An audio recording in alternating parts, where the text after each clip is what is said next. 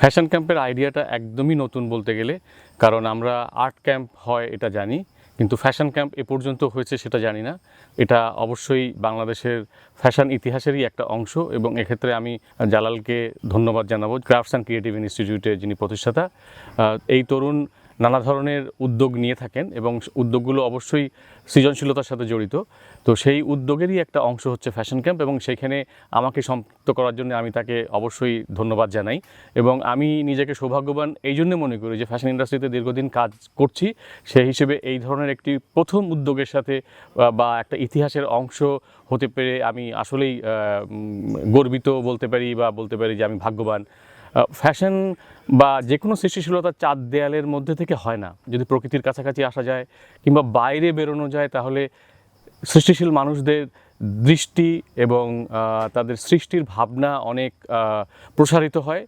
Fashion camp সেক্ষেত্রে আমাদের সঙ্গে থাকা ফ্যাশন রানওয়ের চূড়ান্ত পর্বের যে ছেলেমেয়েরা আছেন, বা যে ফ্যাশন ডিজাইনার, উদ্ভিন্ন ফ্যাশন ডিজাইনার বা হবু ফ্যাশন ডিজাইনার, তাদের ভাবনাকে আরও প্রসারিত করবে, তাদের ভাবনার দরজা খুলে দিবে এবং নতুন সৃষ্টির উদ্দীপনা তারা পাবে, প্রেরণা তারা পাবে। এক্ষেত্রে ফ্যাশন ক্যাম্প আসলেই আমার কাছে খুবই কার্যকর একটি উদ্যোগ মনে হয়েছে, এবং আমার কাছে মনে হয় বা আমি আশা করি এটাই শেষ নয়, বরং এই অভিযাত্রা অব্যাহত থাকবে, ভবিষ্যতে অন্যরাও আসবে। আর একটা বিষয় আমি নিজের জন্য বলি, সেটা হচ্ছে যে তরুণরা যখন একটা কাজ করে এবং সেই কাজের সাথে আমার মতন তুলনায় সিনিয়ররা যখন জড়িত থাকে, তখন একটা দেয়া নেয়ার বিষয় থাকে। আমি মনে করি যে তাদের কাছ থেকেও আমি অনেক শিখতে পারি। আমি যতটুকু তাদের দেই, আমার মনে হয় যে তাদের কাছ থেকে আমি আরও অনেক বেশি জানি, বেশি শিখি, কারণ তারা সময়ের প্রতিনিধি।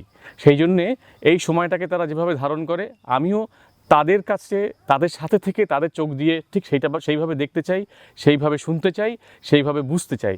ফলে এটা আমার কাছে আসলেই একটা গিভ অ্যান্ড টেক বা দেয়া নেয়া। তো আমি এই জন্যেও আরও নিজেকে ভাগ্যবান মনে করি, এবং আমি মনে করি যে ফ্যাশন ক্যাম্প আরও হবে। আমরা চেষ্টা করব ভবিষ্যতে ক্রাফটস অ্যান্ড ক্রিয়েটিভ ইনস্টিটিউটের ব্যানারে নতুন নতুন ছেলে মেয়েদের নিয়ে ফ্যাশনের বা ফ্যাশন অ্যাক্সেসরিজ বা অন্যান্য ক্ষেত্রে তরুণরা আমাদের সাথে জড়িত হবেন, সম্পৃক্ত হবেন, এবং তাদের নিয়ে আমরা নতুন নতুন ক্যাম্প করতে পারবো, নতুন নতুন জায়গায় ক্যাম্প করতে পারবো। প্রকৃতির নানা ধরনের যে সৌন্দর্য, সেগুলো আমরা শুধু অবলোকন করব তাই নয়, বরঞ্চ সেগুলো আমাদের সৃষ্টিশীলতার মধ্যে দিয়ে তুলে ধরতে পারবো। তাতে করে আমাদের ফ্যাশন ইন্ডাস্ট্রি বা ফ্যাশন ইন্ডাস্ট্রির সঙ্গে জড়িত অন্য যেসব ইন্ডাস্ট্রি আছে, সেই ইন্ডাস্ট্রি সমৃদ্ধ হবে, এবং আমাদের তরুণরাও বা অন্যরাও এইটার থেকে অনুপ্রেরণা পাবে, যাতে করে তাদেরও নতুন সৃষ্টি করতে সহায়ক হয়। এই ফ্যাশন ক্যাম্পটি আসলে 3 দিনের। আমাদের ঢাকা থেকে আসা এবং ঢাকা পৌঁছানো সব মিলিয়ে আমরা 72 ঘন্টা একসাথে থাকার সুযোগ পেয়েছি। আমরা একসাথে স্টেশনে হাজির হয়েছি, এবং সেখান থেকে আমরা আবার সেই স্টেশনে পৌঁছে সবাই যে যার মতন চলে যাব।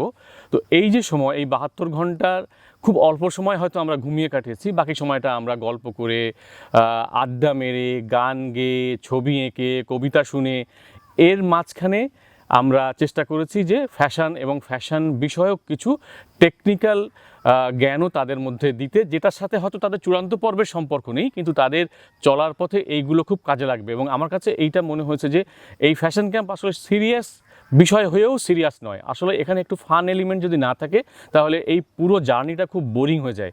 সেই বিরক্তির উদ্রেক যাতে তাদের মধ্যে না হয়, তাদের সৃষ্টিশীলতার পথে বাধা না হয়, এবং সৃষ্টিটা যেন আসলে স্বতঃস্ফূর্ত হয়, সেই জন্য আমরা প্রত্যেকটা বিষয় খুবই চিন্তা ভাবনা করে সাজিয়েছি, যাতে করে একটা ভারসাম্য থাকে। এবং 3 দিন আমরা ঠিক এইভাবে কাটালাম, এবং আমরা আসলে নিজেদের বয়স ভুলে গেছি, কে বড় কে ছোট সেটা নয়।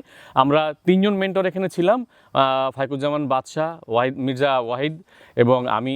আমরা 3 জন, এবং আমরা 3 জন চেষ্টা করেছি তাদেরকে এমন কিছু দিতে, এমন কিছু বলতে, যেটা তারা হয়তো না, আমি মনে করি তারা অবশ্যই তারা সারা জীবন মনে রাখবে। এবং এইটা যে প্রথমবারের মতো হলো, এটাও একটা বড় স্মৃতি। এই স্মৃতিটা তারা অবশ্যই ধারণ করবে, এবং তারা তাদের বন্ধুদের সাথে, তাদের জুনিয়রদের সাথে এটা নিয়ে গল্প করবে, এবং তারা গর্বিত হবে। ফ্যাশন ক্যাম্প, আগেই বলেছি যে এটা একটা নতুন ধারণা, এবং নতুন ধারণার বলবো যে প্রথম পর্ব বা একদম সূচনা পর্ব সফলভাবে বাস্তবায়িত হয়েছে। এর পেছনে যারা আছেন, জালাল সৌরভের কথা তো বলতেই হয়, তার সাথে ফারজানা আছেন, এই দুজন চমৎকার ম্যানেজ করেছেন।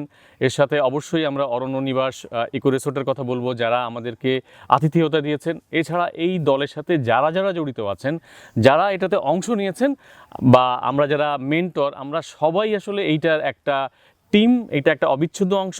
এর সাথে জড়িত প্রত্যেককে আমি আন্তরিকভাবে ধন্যবাদ এবং কৃতজ্ঞতা জানাতে চাই।